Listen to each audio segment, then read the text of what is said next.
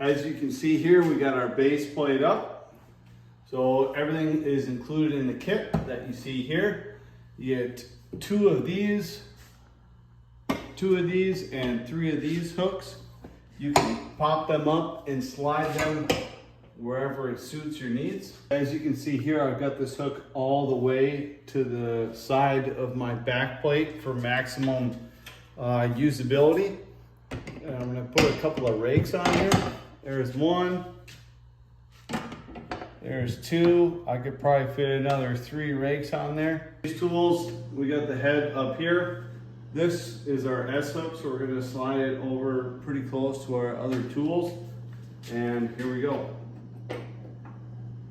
Just gonna hold it up like that, and you can use it up or down, however it needs, however long your tool is. It's gonna hold it right in place. As you can see here, I have 12 pieces on our shelf. There's plenty of room for more. Everything's up off of the ground, which I really appreciate. This is really nice and sturdy. There's no sagging as I put on more shovels and more equipment. It's been a really nice addition to my garage.